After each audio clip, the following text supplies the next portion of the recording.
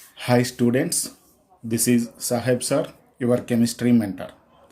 ఈరోజు మనం ఇంటర్ మొదటి సంవత్సరంలోని పరమాణు నిర్మాణంలోని పార్ట్ 2ని నేర్చుకుంటున్నాం. మనం ఇంట్రడక్షన్లో పరమాణు అంటే ఏమిటి, అణువు అంటే ఏమిటి, సమ్మేళనం అంటే ఏమిటి నేర్చుకున్నాము. అలాగే పరమాణువులో ఉండే ఉపకణాలు ఏమేమి ఉంటాయో నేర్చుకున్నాము. అలాగే 30 వరకు సమ్మేళనాలను కూడా నేర్చుకున్నాము. నేను ఆశిస్తున్నాను మీరు ఆ 30 మూలకాలని బైహార్ట్ చేశారని. ఓకే, నెక్స్ట్ ఈరోజు మన టాపిక్ పరమాణు ఉపకణాలు. అంటే పరమాణువు లోపల ఉండే కణాలని పరమాణు ఉపకణాలు అంటారు. పరమాణువుని మనము ఒక వృత్తాకార నిర్మాణంగా ఊహించుకోండి. పరమాణువుని మనము వృత్తాకార నిర్మాణంగా ఊహించుకొని దాని మధ్య భాగంలో ఉండే ఈ గుండ్రటి నిర్మాణాన్ని కేంద్రకం అనుకోండి. కేంద్రకానికి ఎప్పుడు కూడా ధనావేశము ఉంటుంది. ఈ వృత్తాకార నిర్మాణం ఏంటో స్టూడెంట్స్? కేంద్రకము. దీనికి ఆవేశం ఉంటుంది, ప్లస్ అంటే ధనావేశము ఉంటుంది. ఇది కేంద్రకము. కేంద్రకం చుట్టూ ఉన్న ఈ వృత్తాలని కక్షలు అంటారు. వీటిని ఏమంటారు స్టూడెంట్స్? కక్షలు అంటారు. కక్షలు ఇంగ్లీష్లో అయితే ఆర్బిట్స్ అంటారు. ఓకే స్టూడెంట్స్, పరమాణు ఉపకణాలు మనం చెప్పుకున్నాం కదా ఆల్రెడీ ఫస్ట్ క్లాస్లో. ఏంటంటే అవి ఎలక్ట్రాన్స్, ప్రోటాన్స్, న్యూట్రాన్స్. ఎలక్ట్రాన్కి రుణావేశం ఉంటుంది, ప్రోటాన్స్కి ధనావేశం ఉంటుంది, న్యూట్రాన్స్కి ఆవేశము ఉండదు. ఓకే, ఇందులో ఈ ఎలక్ట్రాన్స్ అనేవి కేంద్రకం బయట భాగంలో ఉన్న కక్షలలో పరిభ్రమిస్తూ ఉంటాయి. పరిభ్రమణం అంటే ఎలక్ట్రాన్ తన చుట్టూ తాను తిరుగుతూ కేంద్రకం చుట్టూ కూడా తిరగటాన్ని పరిభ్రమణం అంటారు. భ్రమణం అంటే తిరగటం, పరిభ్రమణం అంటే తన చుట్టూ తాను తిరుగుతూ కేంద్రకం చుట్టూ ఇంకో వస్తువు చుట్టూ పడుతుంది, దాన్ని పరిభ్రమణం అంటారు. ఎలక్ట్రాన్లు పరిభ్రమిస్తాయి. ఇక్కడ ఎలక్ట్రాన్స్ అనేవి ఇక్కడ ఉంటాయి. Electrons, electrons, electrons. ఇంకా మిగిలినవి ఏంటి స్టూడెంట్స్? Protons, neutrons. ఇవి రెండు కేంద్రకంలో ఉంటాయి. కేంద్రకంలో ఉంటాయి. ధనావేశ ప్రోటాన్స్ మరియు ఆవేశము లేని న్యూట్రాన్స్ అనేవి కేంద్రకంలో ఉండే పరమాణు ఉపకణాలు. ఈ ప్రోటాన్లు న్యూట్రాన్లను కలిపి న్యూక్లియాన్స్ అని అంటారు. ఈ రెండింటిని కలిపి ఏమంటారు స్టూడెంట్స్? న్యూక్లియాన్స్ అని అంటారు. ఈ డయాగ్రామ్ను ఊహించుకొని కేంద్రకం చిన్నగా ఉంటుందని అనుకోకండి. పరమాణువు యొక్క మొత్తము భాగంలో 80% వరకు కేంద్రకం మాత్రమే ఉంటుంది. పరమాణు భారం అంటే కేంద్రక భారమే. ఎలక్ట్రాన్లకి భారము 0. ఎలక్ట్రాన్లకి భారం ఉంటుందా? ఉండదు. ప్రోటాన్లకి న్యూట్రాన్లకు ఉన్న భారమే పరమాణువు యొక్క భారము. 80% మనకి కేంద్రకమే ఆక్యుపై చేసి ఉంటుంది. దాని చుట్టూ ఉన్న ఈ కక్షలు అనేవి ఎలక్ట్రాన్ తిరగటానికి మార్గాలు. ఓకే స్టూడెంట్స్, ఇప్పుడు మనము ఎలక్ట్రాన్ల గురించి నేర్చుకుందాం, కొన్ని ధర్మాలని. ఓకే, మొదటిది ఎలక్ట్రాన్. ఎలక్ట్రాన్ దీన్ని దేని చూస్తారు స్టూడెంట్స్? దీన్ని దేంతో సూచిస్తారు? E-1. E-1తో సూచిస్తారు. దీన్ని కనుగొన్నది ఎవరు? ఎలక్ట్రాన్ని థామ్సన్, జేజే థామ్సన్ అని అతను ఎలక్ట్రాన్ని క్యాథోడ్ కిరణ నాళిక ప్రయోగము ద్వారా కనుగొన్నాడు. అది తర్వాత లెసన్లో నేర్చుకుందాము. జేజే థామ్సన్ అనే అతను క్యాథోడ్ కిరణ నాళిక అనే ప్రయోగం ద్వారా కనుగొన్నాడు. J J Thomson. తర్వాత దీన్ని దేంతో చూపిస్తారు? -1తో చూస్తారు. ఇవి బాగా బేసిక్స్ స్టూడెంట్స్. ఇవి అర్థమైతేనే మీకు రియాక్షన్స్ అవసరం అర్థమవుతాయి. నెక్స్ట్ చాప్టర్లో ఏది అర్థం కావాలన్నా కానీ ఈ ఫస్ట్ చాప్టర్ని బాగా డెప్త్గా చదవాలి. అందుకోసమే డెప్త్గా చెప్తున్నాను, జాగ్రత్తగా వినండి. Okay, J J Thomson. ఎలక్ట్రాన్లు ఎక్కడుంటాయి స్టూడెంట్స్? కేంద్రకము చుట్టూ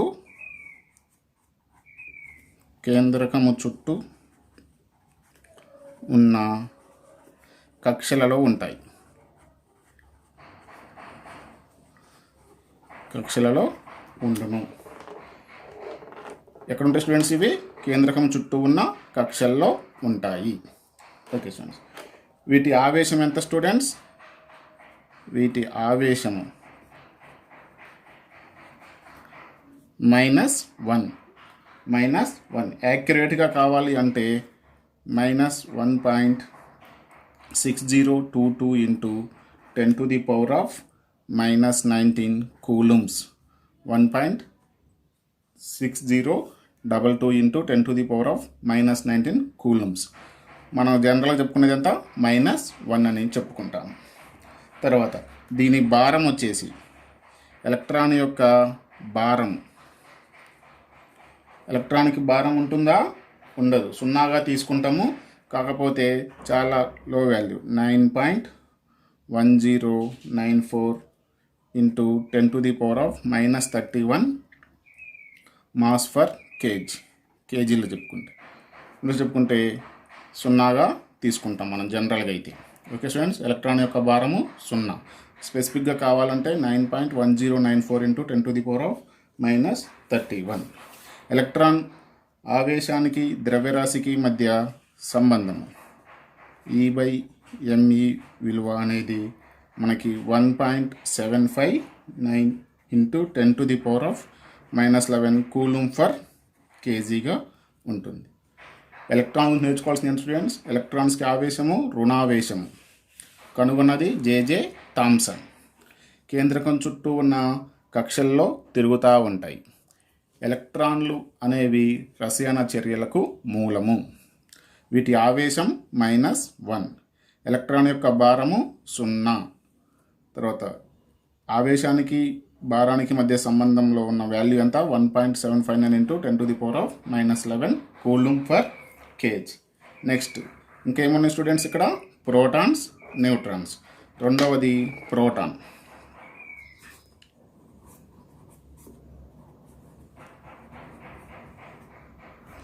దీన్ని స్మాల్ pతో కానీ హైడ్రోజన్ మీద ధనావేశము H+1 అయాన్ చేత కానీ సూచిస్తారు. ప్రోటాన్ని కనిపెట్టింది రూథర్ఫోర్డ్. ప్రోటాన్ కనిపెట్టింది ఎవరు స్టూడెంట్స్? రూథర్ఫోర్డ్ అనే అతను కనిపెట్టాడు. ఎలక్ట్రాన్ని కనిపెట్టిందేమో థామ్సన్, ప్రోటాన్ కనిపెట్టిందేమో రూథర్ఫోర్డ్. నైట్రోజన్ అణువుకి ఆల్ఫా కణాన్ని తాడనం చేసినప్పుడు ఈ ప్రోటాన్ కణాలని అతను కనిపెట్టడం జరిగింది. ప్రోటాన్లు ఎక్కడుంటాయి స్టూడెంట్స్? ప్రోటాన్లు అనేవి కేంద్రకంలో అమరి ఉంటాయి. కేంద్రకంలో ఉండును. వీటి ఆవేశం అంటే స్టూడెంట్స్ ధనావేశము.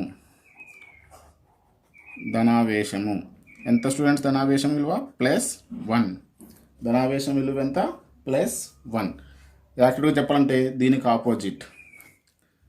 సేమ్ ఇక్కడ మైనస్ ఉంది కదా, ఇక్కడ ప్లస్ పెట్టుకోండి. +1.6022 ఇంటూ 10⁻⁻19 కూలుమ్స్. ఈ విధంగా కేంద్రకం బయట ఎలక్ట్రాన్స్, కేంద్రకం లోపల ప్రోటాన్స్కి ఆవేశం సమానంగా ఉండబట్టే ఈ పరమాణువు అనేది స్థిరంగా ఉంటుంది. ఆవేశాల మధ్య తేడా వస్తే వాటిని అయాన్లు అంటారు. Okay students. తర్వాత ప్రోటాన్ల యొక్క భారము. వీటికి భారం ఉంటుంది స్టూడెంట్స్. మామూలుగా భారాన్ని 1 అంటారు. కామన్ విలువ ఎంత? ఇక్కడ 0 కదా, దీనికి మాత్రం 1 ఉంటుంది. 1 ఇక యాక్యురేట్గా చెప్పాలంటే 1.672 ఇంటూ 10⁻⁻27 kgs. ఇది ప్రోటాన్ యొక్క భారము. తర్వాత ప్రోటాన్ యొక్క ప్రత్యేకత ఏంటంటే ఒక పరమాణువులకి మనకు సంఖ్యలు ఉన్నాయి. ఎగ్జాంపుల్ హైడ్రోజన్ అంటే 1, హీలియం అంటే 2, లిథియం అంటే 3, జింక్ అంటే 30, కాల్షియం అంటే 20 అని చెప్పుకున్నాము. ఆ పరమాణు సంఖ్యల్ని మనం ఎలా గుర్తుపడతామంటే కేంద్రకంలో ఉన్న ప్రోటాన్ల సంఖ్య ఆధారంగా. ప్రోటాన్ల సంఖ్య అనేది పరమాణు సంఖ్యను సూచిస్తుంది. ఆల్రెడీ చెప్పుకున్నాం ఇది లాస్ట్ క్లాస్లో, మళ్ళీ ఒకసారి గుర్తించుకోండి. ప్రోటాన్ల సంఖ్య పరమాణు సంఖ్యకి షార్ట్ ఫామ్ జెడ్తో సూచిస్తారు. కెమిస్ట్రీలో జెడ్ను సూచిస్తుంది. అంటే మనం తీసుకున్న ఒక పరమాణువులో ఉన్న ప్రోటాన్ల సంఖ్య ఆ పరమాణు సంఖ్య. అంటే కాల్షియంలో ఎన్ని ప్రోటాన్లు ఉంటాయి? 20 ప్రోటాన్లు ఉంటాయి. హైడ్రోజన్ ఎన్ని ఉంటాయి? ప్రోటాన్లు 1 ఉంటుంది. Okay students. నెక్స్ట్ ఇంకా దీని గురించి అంటే సరిపోతుంది ఇది. నెక్స్ట్ మూడవది న్యూట్రాన్స్. పేరులోనే ఉంది neutron. Neutron means there is no charge. దానికి ఎలాంటి ఛార్జ్ అనేది ఆవేశం అనేది ఉండదు. ఎలక్ట్రాన్లకేమో రుణావేశం ఉన్నది, వీటికేమో ప్రోటాన్లకేమో ధనావేశం ఉన్నది. కానీ న్యూట్రాన్లకి ఆవేశం అనేది ఉండదు. వీటిని N0తో సూచిస్తారు. దీనికి కనుగొన్నది చాడ్విక్. ఇతనేమో ఆల్ఫా కణాలని నైట్రోజన్తో తాడనం చేసి రూథర్ఫోర్డ్ ప్రోటాన్ని కనిపెడితే, చాడ్విక్ అనే అతను ఆల్ఫా కణాలని బెరీలియంతో తాడనం చెందించి బెరీలియం లోహంతో న్యూట్రాన్లను కనుగొన్నాడు. న్యూట్రాన్లు కూడా ఎక్కడ ఉంటాయి స్టూడెంట్స్? కేంద్రకం లోపలే ఉంటాయి. ప్రోటాన్లు న్యూట్రాన్లు రెండు కూడా కేంద్రకం లోపలే ఉంటాయి. అవి బయటికి దాదాపుగా రావు. అవి బయటికి రావాలంటే కేంద్రక విచ్చిత్తి జరగాలి. అలా విచ్చిత్తి దాన్ని అణుబాంబులు అంటారు. కేంద్రక విలీనము సంలీనం అనేవి ఉంటాయి. అవి తర్వాత లెసన్లో మీకు వస్తుంటాయి. ఓకే, న్యూట్రాన్ని N0తో చూపిస్తారు. కనిపెట్టింది చాడ్విక్. ఇది ఎక్కడ ఉంటుంది స్టూడెంట్స్? కేంద్రకంలో ఉంటుంది. కేంద్రకంలో ఉంటుంది.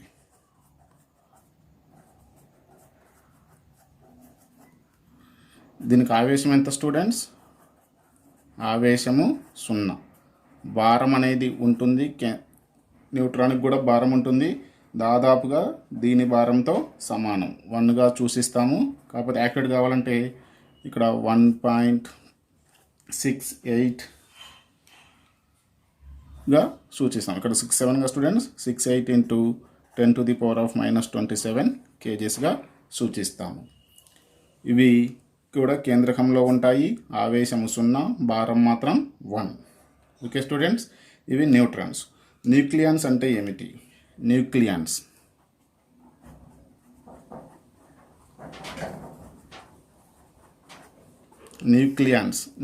అంటే కేంద్రకంలో ఉన్న ప్రోటాన్లు న్యూట్రాన్లను కలిపి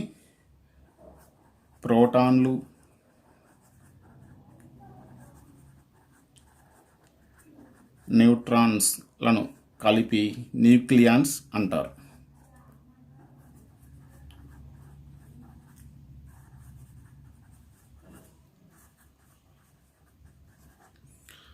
ఓకే స్టూడెంట్స్, ఇవి మనము పరమాణు ఉపకణాల యొక్క బేసిక్స్. ఇవి ఇంకా మనం డెప్త్గా వెళ్ళాలి. వీటి నుంచి ఎలక్ట్రాన్ ఎలా కనుగొన్నారు, ప్రోటాన్ ఎలా కనుగొన్నారు అనేవి నేర్చుకుంటాం నెక్స్ట్ లెసన్లో. ఇప్పుడు ఒకసారి చూడండి. కేంద్రకాన్ని ఊహించుకోండి. ఒక వృత్తాకారంగా ఊహించుకొని నిర్మాణంగా దాని మధ్య భాగంలో కేంద్రకం ఉంటుంది. దాంట్లో ప్రోటాన్లు న్యూట్రాన్లు ఉంటాయి. దాని వెలుపలి భాగంలో ఉన్న కక్షల్లో ఎలక్ట్రాన్లు ఉంటాయి. ఎలక్ట్రాన్ల యొక్క ఆవేశము రుణావేశము, ప్రోటాన్ల యొక్క ఆవేశము ధనావేశము, న్యూట్రాన్ల యొక్క ఆవేశము 0. తర్వాత ఎలక్ట్రాన్ల యొక్క భారము 0, ప్రోటాన్ల భారము 1, న్యూట్రాన్ల భారము 1. దీన్ని కనిపెట్టింది జే థామ్సన్. ప్రోటాన్లు కనిపెట్టింది రూథర్ఫోర్డ్, న్యూట్రాన్లు కనిపెట్టింది చాడ్విక్. న్యూక్లియన్స్ అనగానేమి?